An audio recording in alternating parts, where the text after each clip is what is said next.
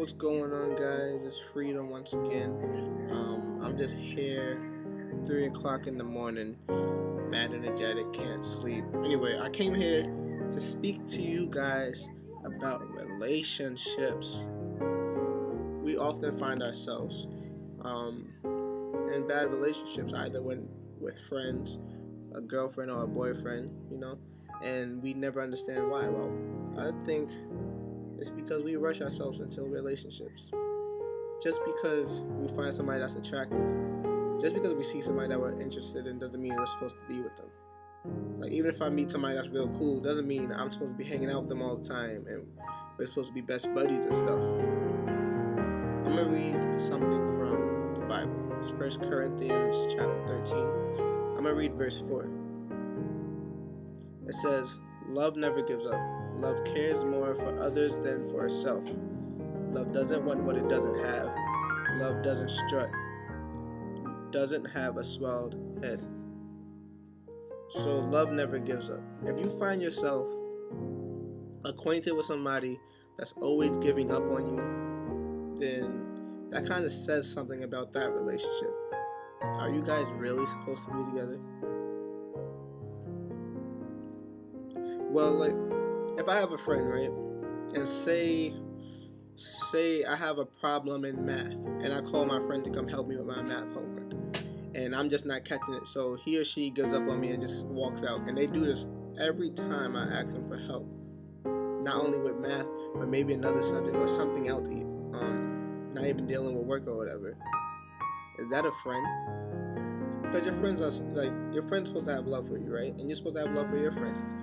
So you can't say that you love somebody without showing them. Love is an action word. You can't say you love somebody without actually showing them physically.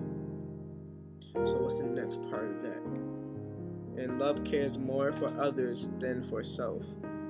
If you find yourself in a situation with someone, I call it a situation because if you're in this situation, then this person probably really isn't your friend, just an acquaintance. So you find yourself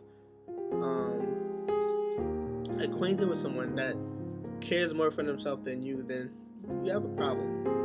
You may not address it now, but it will start causing problems in the future. If you find yourself with a friend who always is asking you for something, but when you ask them for something, they kind of put themselves first.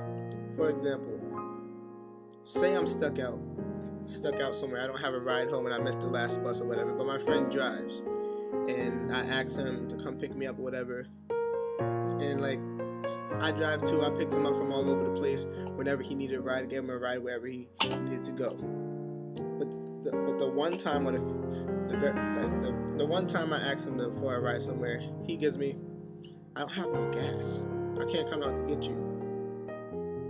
So he leaves you there to find your own way home. Well, what kind of friend is that? He doesn't help you call nobody. He doesn't help you do anything. He just tells you that he can't give you a ride because he doesn't have gas. And if he's going to come down there to pick you up, you have to give him money. What kind of friend is that? If you find yourself in any of these situations, you need to question your relationship with this person. So love never gives up. That's one point. Love cares more for others than for self. Oh yeah. So your friend should really care for you. I'm not gonna, well, it's the Bible. Your friend should care for you more than he or she cares for him or herself. Because that's what friends do. I tell you right now, my friends, if they need anything, I don't even worry about myself. If they need, like, if I'm down to my last dollar and they need $1 or whatever, if they ask me for, I'll give it to them. And I won't even know where I'm getting my next dollar from, but I'll give it to them. If you have a friend like that, keep them. Keep them. As love doesn't want what it doesn't have. Love doesn't want what it doesn't have. Say I have a girlfriend and she's cheating on me.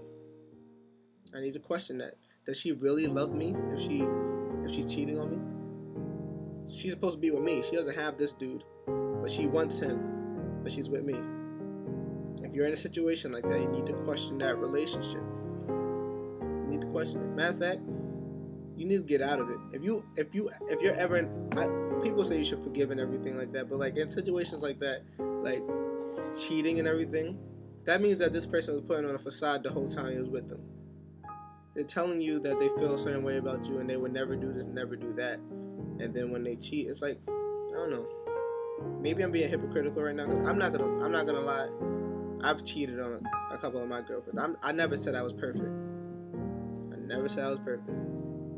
Anyway, let's go to the next sentence.